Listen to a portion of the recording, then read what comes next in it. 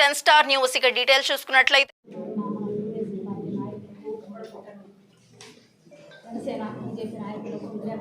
నమస్కారం. మనకు ఎన్నో సంవత్సరాల నుంచి విశాఖ ఉక్కు ఆంధ్ర హక్కు అనే దాని మీద ఎంతోమంది ప్రముఖులు నాయకులు పోరాటాలు చేశారు. ఈ రోజుకి మన కూటమి ప్రభుత్వంలో ముఖ్యమంత్రి గారికి అలాగే ఉప ముఖ్యమంత్రి గారికి సహకరించి మన కేంద్ర ప్రభుత్వం నుంచి 11,440 కోట్ల ప్యాకేజీ అనేది అందజేసినటువంటి మన కేంద్ర ప్రభుత్వ మోడీ గారికి అలాగే కేంద్ర నాయకులకు కృతజ్ఞతలు తెలియజేసుకుంటున్నాం. మా ఉమ్మడి కూటమి తరఫున ఈ ప్రైవేటీకరణ లేకుండా మనకు అందజేసినటువంటి దీనివలన మనకు సహకరించినటువంటి దీనివలన ఎంతోమంది కార్మికులకు దీనివలన ఉపాధి అవకాశం కలుగుతుంది. అలాగే దీన్ని నష్టాల బాటలో ఉంచి మనం లాభాల బాటలోకి కూట ప్రభుత్వం ద్వారా తీసుకొచ్చి ఎంతోమంది కార్మికులకైతేమి ఉపాధి అవకాశం కల్పిస్తూ వారి యొక్క జీవనానికి మనం అభివృద్ధి చేసిన వాడు అవుతామని తెలియజేసుకుంటున్నాము. అలాగే ఈ ఉక్కు కర్మాగారం విశాఖ ఉక్కులో పోరాటాలు చేసిన ప్రతి ఒక్కరికి కూడా మేము కృతజ్ఞతలు తెలియజేసుకుంటున్నాము. ఈరోజు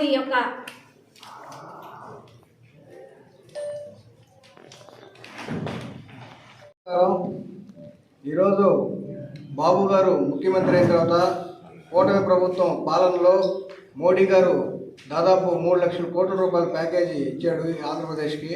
అదేవిధంగా 1999లో 2000లో ఉన్న వాజ్పేయి ప్రధానమంత్రి గారు ఉన్నప్పుడు విశాఖ ఉక్కు కర్మాగారానికి 1500 కోట్లు ఆ రోజు ఇచ్చి విశాఖ ఉక్కు కర్మాగారం మూతపడేదాన్ని ఆయన దయతో ఇప్పటివరకు నడుస్తూ వచ్చింది. అదేవిధంగా వైసీపీ ప్రభుత్వంలో ₹1 కూడా నిధులు సాధించలేకపోయారు.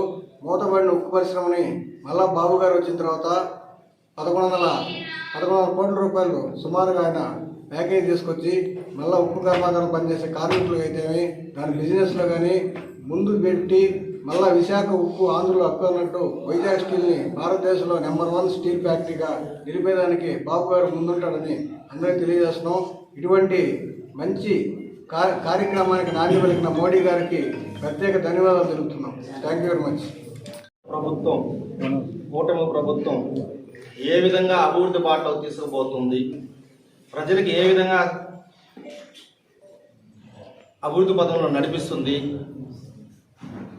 ఒక పక్క అభివృద్ధి ఒక పక్క సంక్షేమం అని ముందుకు తీసుకుపోతున్న దిశలో ఈరోజు వెంకటగిరి నియోజకవర్గం మా కురుగొండ రామకృష్ణ గారి అధ్యక్షతన ఈరోజు జనసేన అయితేనేమి కూటమి ప్రభుత్వం ప్రెస్ మీట్ ఏర్పాటు చేసింది. ప్రజలకు తెలియాలి ఇవన్నీ. ఉక్కుని ఈరోజు ఎన్నో సంక్షేమం తీసుకొచ్చాము. ఈరోజు చంద్రబాబు నాయుడు అదేవిధంగా కూటమి ప్రభుత్వం పవన్ కళ్యాణ్ గారు ఉక్కు పరిశ్రమని అధోగతి పాలు చేసింది కాంగ్రెస్ ప్రభుత్వం. 1994లో నిర్వీర్యం అయిపోయింది అది.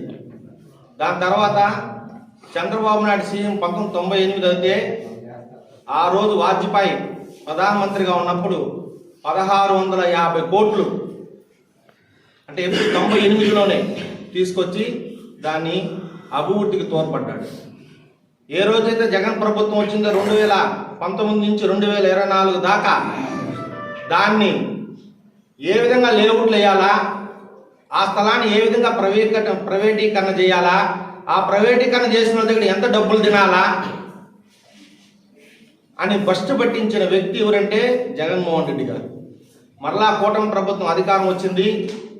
దాన్ని మహర్దశ తిప్పేదానికి మా చంద్రబాబు నాయుడు కూటమి ప్రభుత్వం సహాయం చేస్తుంది. అది ఏ విధంగా ఎంత సహాయం చేస్తుందో మా కురుగొండ రామకృష్ణ గారు మీకు నిర్ణయిస్తారు దాన్నంతా. కాబట్టి జగన్ ప్రభుత్వానికి మన ప్రభుత్వానికి కూటమి ప్రభుత్వానికి తేడా ప్రజలు ఇంకన్నా గమనించి కూటమి ప్రభుత్వాన్ని ఇంకా అభివృద్ధి బాటలు నడిపించేదానికి ప్రజల నుంచి మాకు ప్రోత్సాహాలు రావాలని కోరుకుంటూ ఈ అవకాశం ఇచ్చిన పెద్దలకు ధన్యవాదాలు తెలుపుకుంటున్నాను. కూటమి ప్రభుత్వం సోదరులకు పత్రికా విలేకరులకు ప్రింట్ మీడియా ఎలక్ట్రానిక్ సోదరులందరికీ కూడా నమస్కారాలు తెలియజేస్తూ ఈరోజు కూటమి ప్రభుత్వం ఈ రాష్ట్రాన్ని ఏ విధంగా ముందుకు తీసుకెళ్లాలనేదే ముఖ్య ఉద్దేశం. గత ప్రభుత్వంలో ఇప్పుడే చెప్పారు సోదరులందరూ కూడా, స్టీల్ ఫ్యాక్టరీ కూడా అమ్మేసి మూసేసి ఆ స్థలాలను కూడా అమ్ముకొని తినాలనే ప్రయత్నం చేశారు. కానీ అక్కడ ఎవరైతే కార్మికులుగా పనిచేస్తున్నారో వాళ్ళందరూ కూడా పోరాటం చేశారు.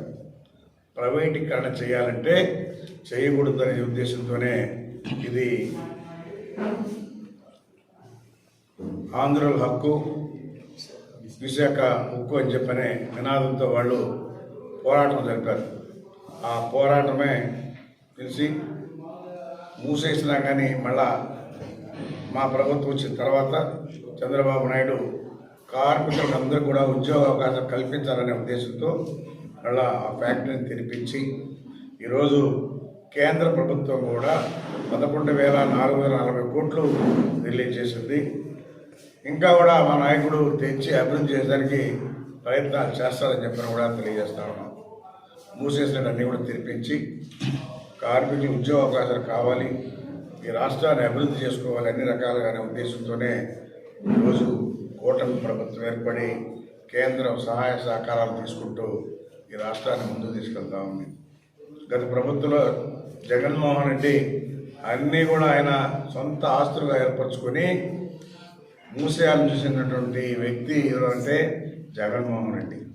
ఆయన సొంత స్వలాభం కోసం ప్రయత్నం చేసుకున్నాడే కానీ ఈ రాష్ట్ర ప్రయోజనాల కోసం, ప్రజల కోసం ఎక్కడ కూడా ఒక అభివృద్ధి పనిట్టు చేయలేదు. ఎక్కడైనా చేసినాయంటే మేము ఛాలెంజ్ చేస్తున్నాం, చూపించమని చెప్పని. ఈరోజు ఇన్ని కష్టాల్లో ఉన్న ప్రభుత్వాన్ని ముందుకు తీసుకెళ్తూ అభివృద్ధి కార్యక్రమాల్లో ముందున్నాడంటే అది చంద్రబాబు నాయుడు ఉన్నటువంటి ఆలోచన, ధైర్యము అన్ని రకాలు అని చెప్పనేసి కూడా తెలియజేస్తా ఉన్నాం. అందుకని మా నాయకుడికి ఆ భగవంతుడు ఆరోగ్యాలు ఇచ్చి ఈ రాష్ట్రాన్ని ఇంకా ముందుకు తీసుకెళ్ళాలని చెప్పని కోరుకుంటాను.